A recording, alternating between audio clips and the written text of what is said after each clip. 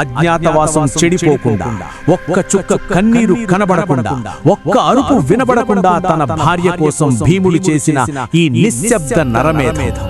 ఎంత అందం! ఈ సైరంధ్రి నా పాదాల దగ్గర దాసిగా ఉండాల్సిందే.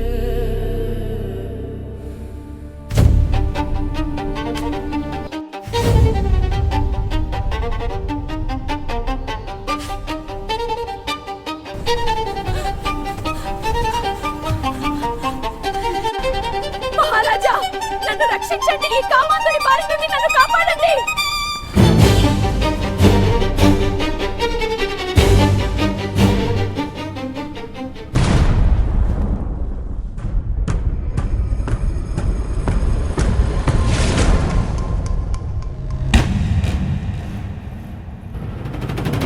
ఎక్కడికి పారిపోతావే? నా కౌగిలి నుండి నిన్ను ఏ దేవుడు రక్షించలేడు. నన్నే కాదంటావా? నా కాళ్ళ దగ్గర పడి ఉండు.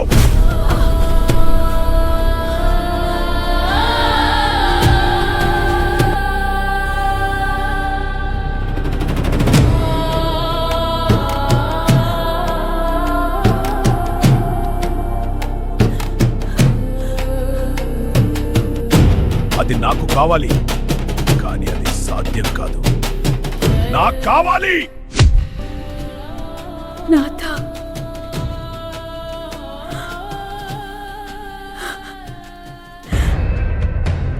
మహారాణిగా పెరిగాను. ఈరోజు ఇతరుల ఎంగిలి తీస్తున్నాను. నిండు సభలో ఆ కీచకుడు నన్ను జుట్టు పట్టుకుని తంతూ ఉంటే ఎవరూ అడ్డుకోలేదు. వాడికి ఎంత ధైర్యం! నా ఇల్లాలిని అవమానించిన ఆ నీచుడి రొమ్ము ఇప్పుడే చీల్చేస్తాను. వద్దు, అన్నగారి ఆజ్ఞ మీరకూడదు. అజ్ఞాతవాసం బయటపడకూడదు. కానీ ఆ కీచకుడు రేపటి సూర్యోదయం చూడకూడదు. అలాగే అవుతుంది పాంచాలి.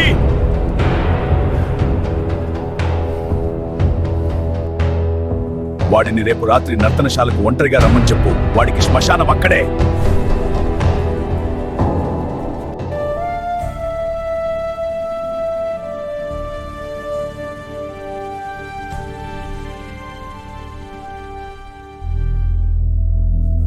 సేనాపతి, ఈ రాత్రికి నర్తనశాలకు ఒంటరిగా రండి.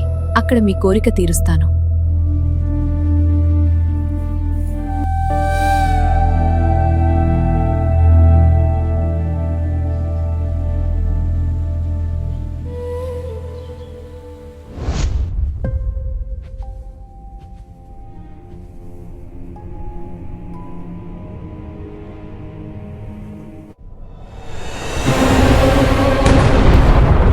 ఆడదాని కోసం వచ్చావా రాక్షసుడా?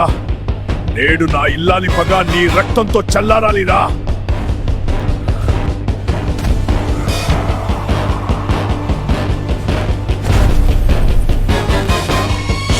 ఒక్క శబ్దం కూడా బయటకు రాకూడదు.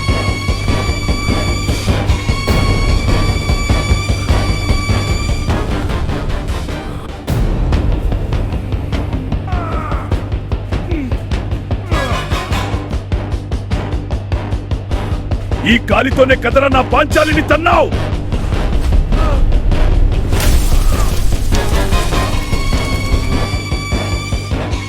ఈ చేతులతోనే కదరా ఆమె జుట్టు పట్టుకున్నావు.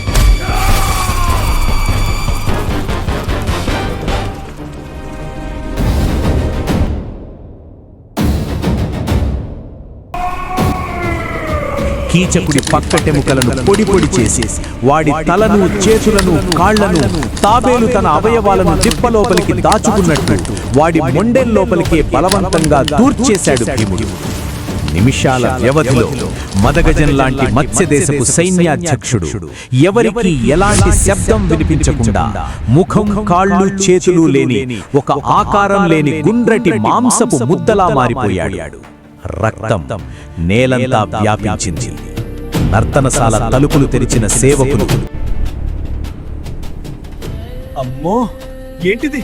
ఇది ఇది మనిషేనా? ఎవరైనా రాక్షసుడు చంపాడా?